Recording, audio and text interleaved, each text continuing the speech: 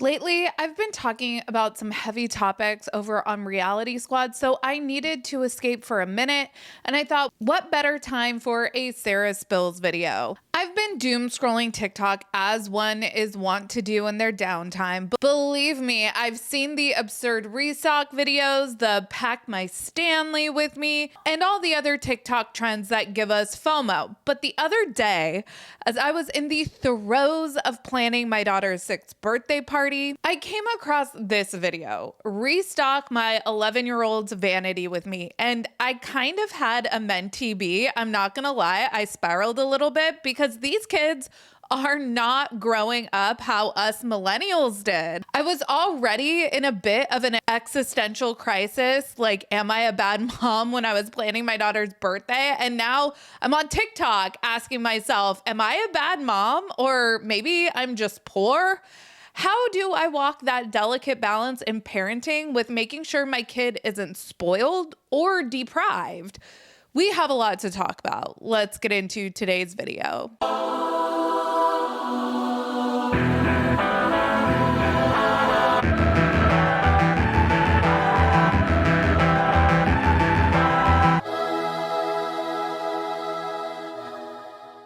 Hey everyone, what's up? It's Sarah and welcome back to Sarah Spills. I think I'm gonna be taking Sarah Spills in a little bit of a more personal look into my life and my psyche direction, so walk with me on this journey. Speaking of journeys, I am well into my sobriety journey. Yay, go me. I'm over 3 years in recovery from alcohol, but sadly, I still live my life very much under the influence. And I'm not talking about substances. Nay, nay. It's just me, my Prozac, and Diet Coke against the world at this point.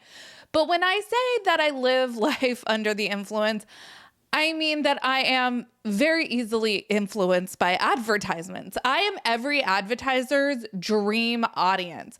If I see it scrolling in my Instagram feed and if I find it even somewhat appealing, I'm probably hitting add to cart. There's really never been a need to hard sell me. I agree. I need it as bad as you say I do. Needless to say, I've had to do hard work to grow up as I obtained grown-up bills and grown-up financial responsibilities, and I had to learn how to just say no.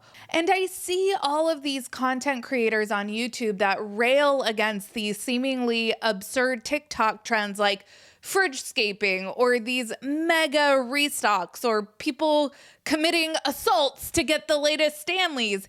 And while I don't necessarily disagree with their sentiment that this is gross overconsumption, I think that's objectively true. There are times when I look at a trend and I'm like, okay, well, I don't hate everything about this. For example, kids' obsessions with cool water receptacles has kids drinking water. I maybe drank the equivalent of a water bottle's worth of water throughout all of my time in elementary school. And now I send both my kids off to school every day with ice cold water that stays cold throughout the day, and it comes home empty in the afternoon. So yay, they are drinking water.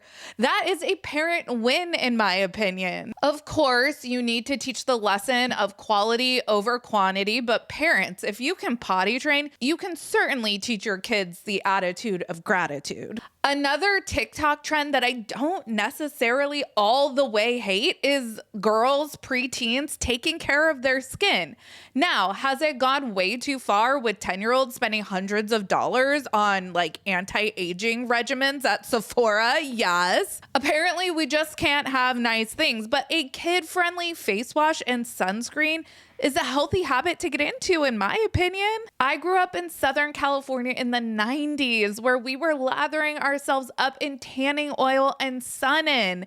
If a 10-year-old is interested in sunscreen, again, a parenting win, in my opinion. The two examples I just gave about Stanley's and preteen skincare regimens are both examples of not necessarily bad trends, but trends that just get taken to the extreme on social media. A 10-year-old, of course, does not need La Mer skincare products. I hope that that is not a hot take. If you guys didn't already know, I'm a mom of two. I have a 6-year-old girl and a 2-year-old boy. And like most parents, I just want to give my kids the world, right? Like I want to give them the things I felt that I didn't have, even though I grew up very loved and privileged. But just as an example, I never had a Barbie Jeep growing up.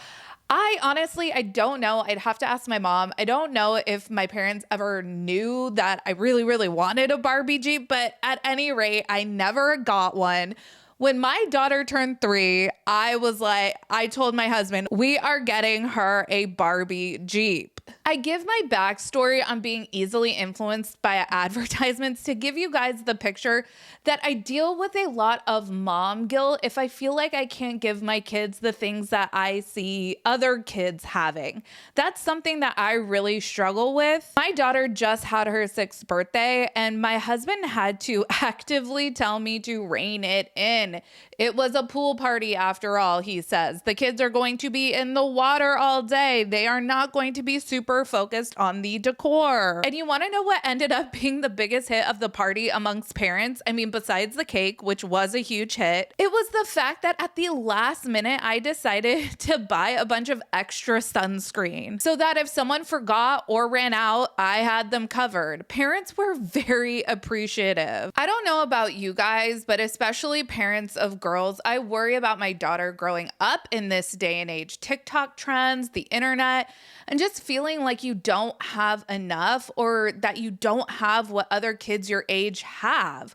When I was 6, all the cool kids at my school shopped at Payless.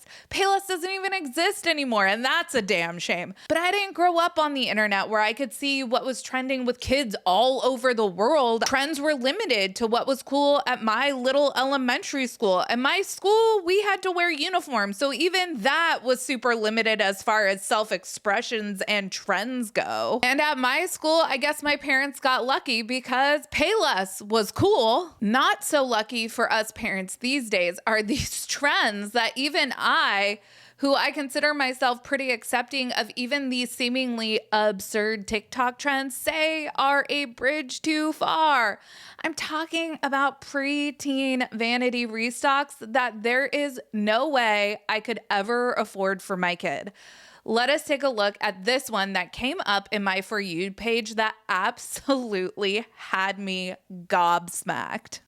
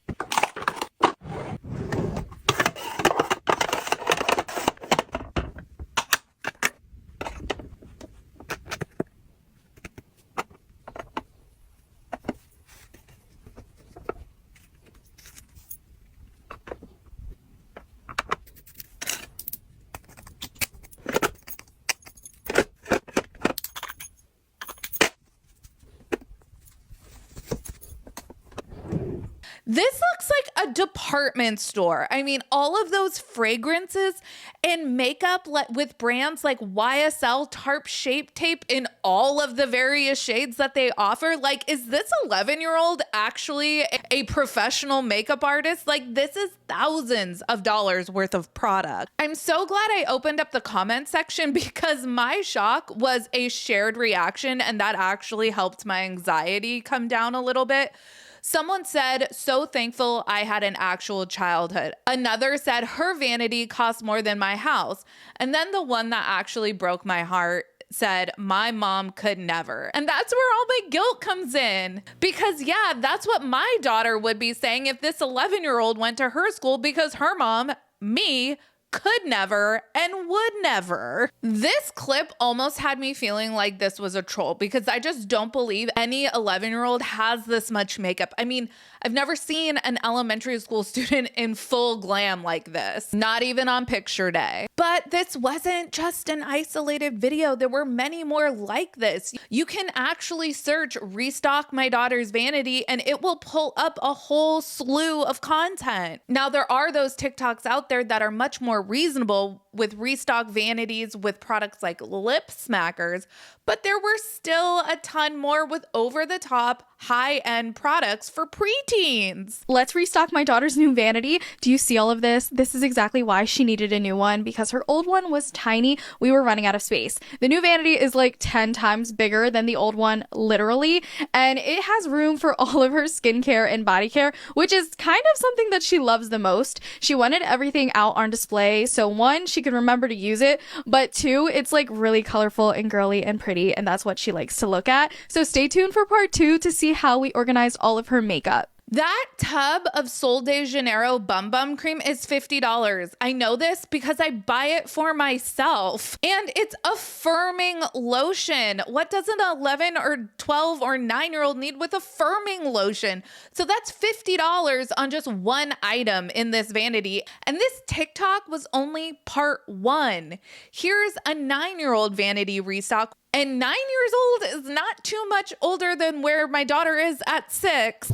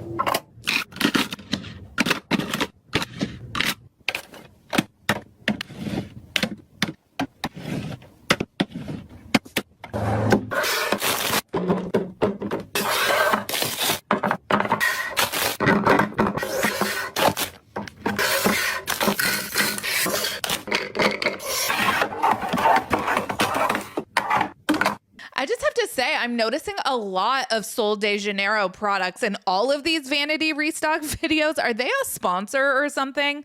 I'm not a dermatologist, but is it even recommended for like 9-year-olds to use skincare like this? Like I said, my daughter uses a 4Kids face wash and then she puts on sunscreen. Like, are we lacking in something? Some of these Vanity Restocks, like I said, have firming or anti-aging products in them. And it's like, why are we buying anti-aging products for kids? If they wear sunscreen, they're probably going to avoid needing a lot of those anti-aging products. I'm just saying. And don't get me wrong, I'm not trying to be a hater. I'm all for letting your kids explore makeup and shoot, get them a vanity if you can accommodate the space. But personally, just seeing how my kids play with things and treat their toys, I'd be buying the cheapest shit from Target that's not too terrible for their skin. I'm not going to be buying my 6-year-old the same Chanel setting powder that I buy for myself. I mean, am I a bad mom for thinking like that? Once my kid gets a job, she, of course, can choose to spend her money how she feels. So if she wants $50 lotion